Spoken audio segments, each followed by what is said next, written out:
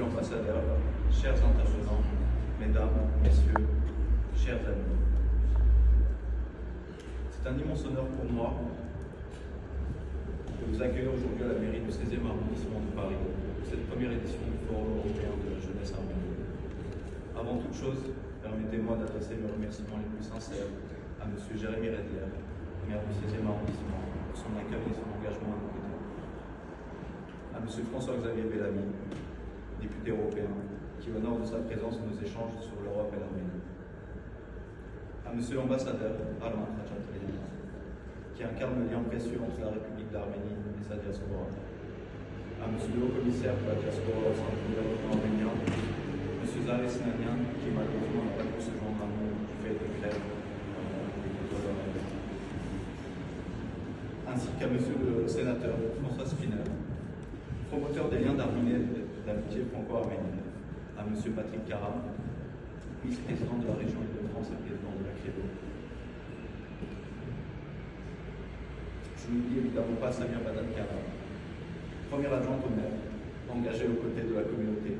Nous pouvons toujours compter sur elle et sur son engagement et son appui à la mairie du 16e pour témoigner de la vitalité des relations franco-arméniennes. Votre présence à tous témoigne de l'importance de ce dialogue entre la France, l'Europe, l'Arménie et surtout sa jeunesse. Ce forum est né d'une conviction forte, celle que la jeunesse arménienne n'est pas seulement héritière d'une histoire, elle est aussi porteuse d'avenir, actrice d'un lien vivant entre la diaspora et l'Arménie. Ce lien n'est pas simplement identitaire ou culturel, il est politique, économique, civique. Il se construit dans l'engagement, dans l'action et dans l'échange. Aujourd'hui, autour de 3 tables rondes, géopolitique, économie et volontariat, nous voulons donner la parole à celles et ceux qui, par leur parcours, leur expertise ou leur énergie, incarnent une forme d'engagement bilatéral. La géopolitique d'abord. Nous avons le privilège d'accueillir des voix reconnues, comme celle de Gaël Nation, enseignant en relations internationales à Sciences Po Paris. François Devedjian, avocat et personnalité incontournable de la diaspora. Et malheureusement, Zareh Sinanian, qui pourra seulement cette table. Dans un monde marqué par les instabilités et les fractures, il est crucial que les jeunes Arméniens comprennent les enjeux géopolitiques du Caucase, les défis régionaux, les rapports de force qui conditionnent la paix, la souveraineté et la sécurité de l'Arménie. Mais il est tout aussi essentiel qu'ils puissent s'emparer de ces débats avec lucidité, rigueur et engagement. La deuxième séquence portera sur l'investissement et l'entrepreneuriat, car l'Arménie ne peut se penser uniquement à travers le prisme de l'urgence ou de la vulnérabilité.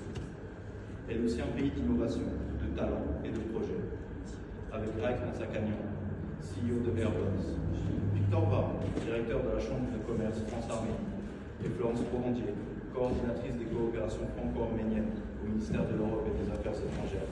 Nous explorerons les opportunités économiques, les coopérations possibles et les chemins pour reconstruire une souveraineté économique arménienne durable, au croisement des initiatives publiques, privées et diasporiques. Enfin, la troisième table ronde portera sur le volontariat et l'engagement, un pilier souvent discret mais fondamental de notre relation avec l'Arménie. Qu'il s'agisse de programmes gouvernementaux, avec Oudit Khachaturian, de missions de jeunes volontaires comme celle du Goldsrite arménien, avec Eva Khachaturian, présidente de l'UEAF Paris, du travail exemplaire de l'UFAR, représenté par Assia Moussissi. Nous entendrons les témoignages précieux sur la façon dont l'engagement personnel transforme non seulement les territoires, mais aussi les trajectoires de vie. Je vous ai dit que la jeunesse était porteuse d'avenir, mais pas seulement, puisqu'elle est surtout la voix du présent. Notre jeunesse est pleine de potentiel. Elle a trop souvent été cantonnée à un rôle secondaire ou symbolique, attachée à la mémoire ou à la culture. Bien sûr, ces deux piliers sont essentiels. Ils font notre identité, notre lien. Mais la jeunesse doit aussi s'emparer des sujets stratégiques. La souveraineté, la défense, l'économie, l'innovation. Cela suppose un rapport direct avec l'Arménie, pas seulement dans les cœurs ou dans les discours de la diaspora, mais sur le terrain, aux prises directes avec la réalité, là où le pays avance. L'Arménie avance, elle se développe, elle construit, souvent sans attendre. Elle ne peut plus être uniquement vue à travers le prisme du patrimoine ou du passé.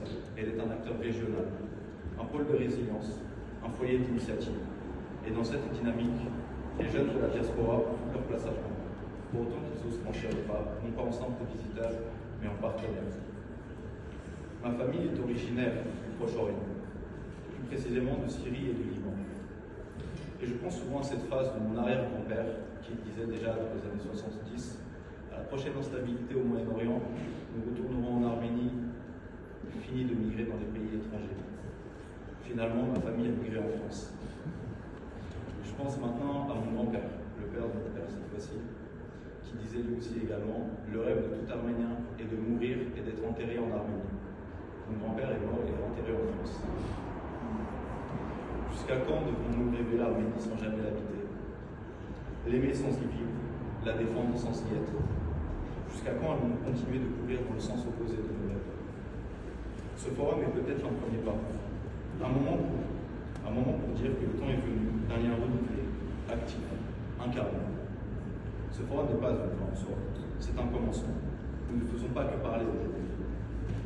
Nous semons, pour demain, les graines d'une jeunesse plus connectée à l'Arménie, plus visible dans les espaces de décision et plus forte dans son unité.